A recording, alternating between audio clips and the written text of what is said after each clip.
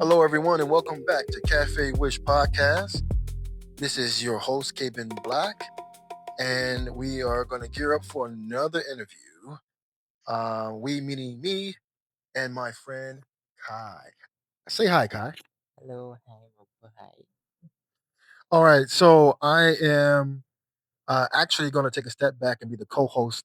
Kai is going to be the host, and we're going to be rolling out a whole new section um, entitled "The Mother of Us All." The mother of us all is going to be the leading topic discussion, and the subtopics are going to be what Kai is going to introduce and bring out, and the questions that he's going to ask. All right. So without further ado, here is Kai. Hello, guys. It's me, Kai, taking over this podcast episode. So, let me introduce myself first. I'm Kyra Anangales, 21 years old, a pure-blooded Filipino. So, before we go to our main topic, the mother of us all, I'm really curious. How long have you been living? hmm? How long have you been living in Asia? I have been living in Asia for about 3 years. I relocated to Asia about 3 years ago. Actually, I came out here because I just wanted to uh, be a tourist at first and explore and see what Asia was all about. And from what I remembered, I was in the military before. I um, served back in the early 2000s, and I actually was stationed in Japan. Um, and I loved Japan, and I met some really cool Filipino Japanese citizens out there, and it was fun. It was enjoyable, and you know what? That moment of actually meeting those wonderful people really left a good impression on me.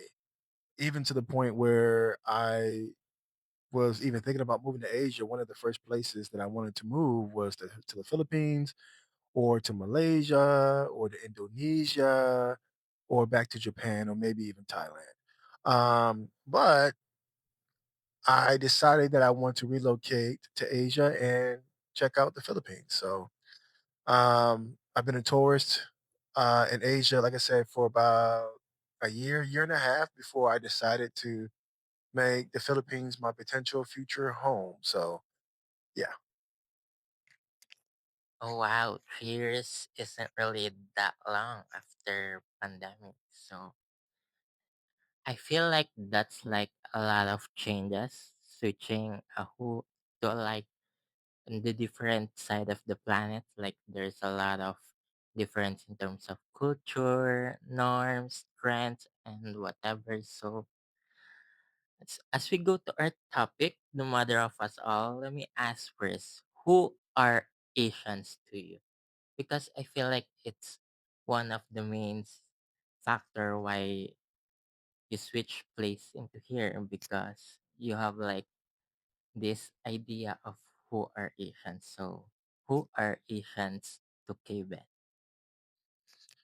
To Cabin, Asians are humans. Okay. Um, I just was having actually a conversation with a buddy of mine. I think you were here for the conversation. Um, and actually, when we were preparing to do this segment here, um, a lot of things was coming through my mind in the conversation. We talked about different things. You know, the friend I was talking to, the other friend, and one of the topics or one of the points that I was bringing out is that we all are humans. Asians are humans, Australians are humans, Africans are humans, South Americans are humans, Americans are humans, Europeans are humans. However, and this is leading to how I think about Asians, okay? However, not everybody can relate to one another. And I think that's because of the vestiges of slavery. And as we go through this interview, I'm going to bring out some of those vestiges. But I think just before we get into it, I just want to just say that a lot of us carry this baggage, these false baggages, these bags that we carry, these luggages that we carry of past times and yesteryears that our ancestors went through uh, colonization, through slavery, through whether it was the transatlantic slave trade or whether it was the trans-Sahara slave trade, whether it was the Silk Road slave trade. And a lot of this information listeners may not even be privy to even know.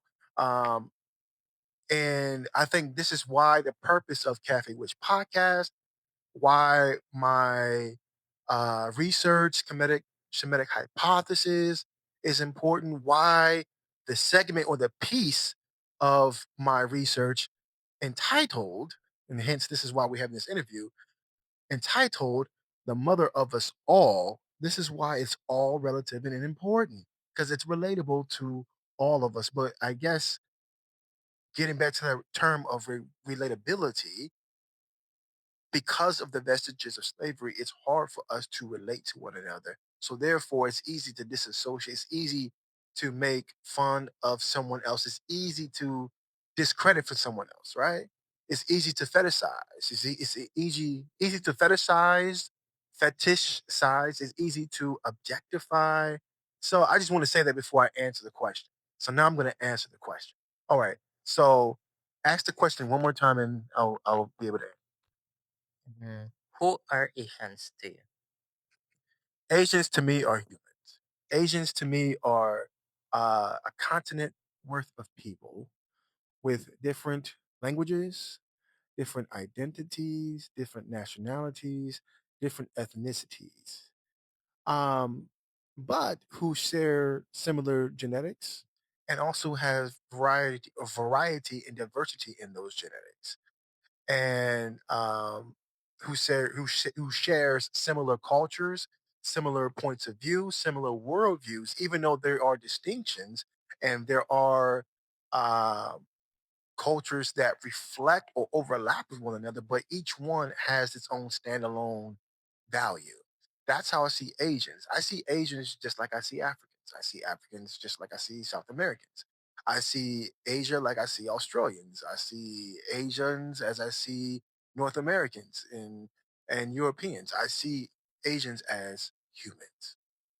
Um, Now, if we want to get into the specifics, the specificity of how I see Asians distinctly from everyone else, like what's unique about Asians, is their history. I like to learn a lot about Asian cultures, like the kung fu, right? We all like the kung fu, the ninja, the samurai, uh, and even the different martial art forms that each country, ethnicity, uh, or ethnic group has created or carried, right? That's distinctive to them. Their languages, right? I love the ability to learn about cultures, the religions of variety, right? You have Buddhism, you have Hinduism, Confucius, you have Catholics, you have Muslims, you have so many variety of different belief systems, right? You have different foods, different types of food. It's similar. Everyone loves rice, but how you prepare that rice is different, right? There's rice that is from drinking, like for alcohol. There's rice that's used to make like a porridge or a soup type of rice. You use rice for in different varieties and different ways. Even like whether it's chicken, beef, lamb, goat, whatever type of duck, whatever it is, pork, whatever the animal is. Each one has their own variety of way of presenting and creating dishes and food that is distinctive to them, right? So that's how I see Asians. I see Asians as people who have rich cultures, rich heritages, um, great empires of yesteryear, of antiquity times. Yeah, so um, that's how I see Asians.